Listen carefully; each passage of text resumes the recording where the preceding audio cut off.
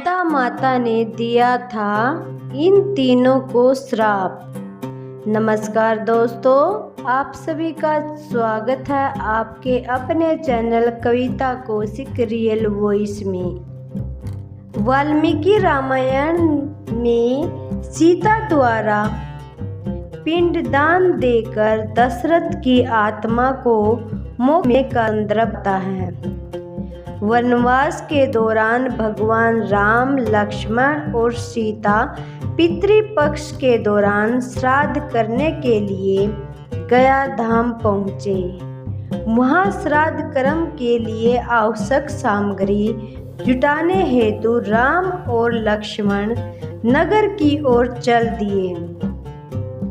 उधर दोपहर हो गई थी। पिंडदान का कुतब समय निकलता जा रहा था और सीता जी की व्याकुलता बढ़ती ही जा रही थी।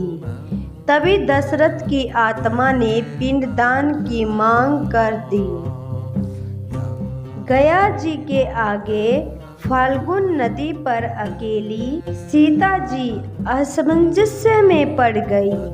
उन्होंने फाल्गु नदी के साथ वट वृक्ष, केतकी के फूल और गाय को साक्षी मानकर बालू का पिंड बनाकर स्वर्गीय राजा दशरथ के निर्मित पिंडदान दे दिया। थोड़ी देर में भगवान राम और लक्ष्मण लौटे तो उन्होंने कहा कि समय निकल जाने के कारण मैंने स्वयं पिंडदान कर दिया। बिना सामग्री के पिंडदान कैसे हो सकता है? इसके लिए राम ने सीता से प्रमाण मांगा। तब सीता जी ने कहा कि यह फाल्गु नदी की रेत, केतकी के फूल, गाय और वट वृक्ष मेरे द्वारा किए गए श्राद्ध कर्म की गुहाई दे सकते हैं।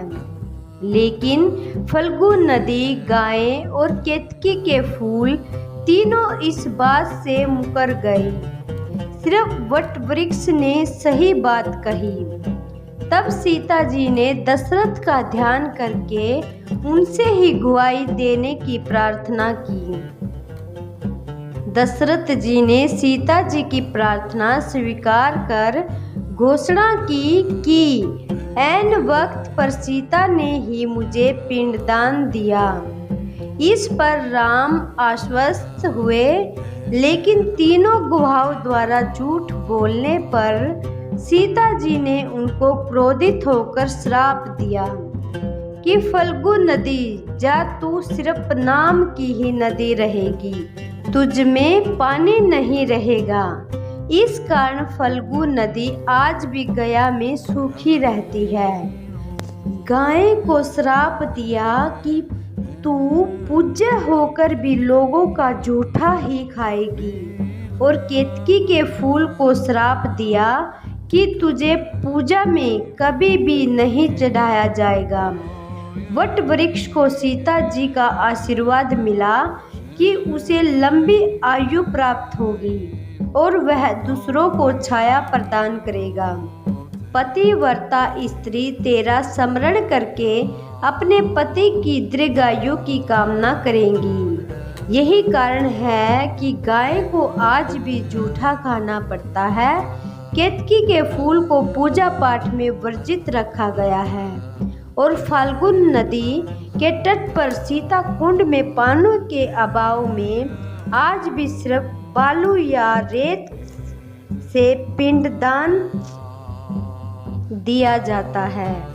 आज की वीडियो में बस इतना ही। कल फिर लेकर आएंगे एक ऐसी ही वीडियो। तब तक के लिए नमस्कार। और आप अपना ख्याल रखना, ध्यान रखना, मस्त रहना, स्वस्थ रहना।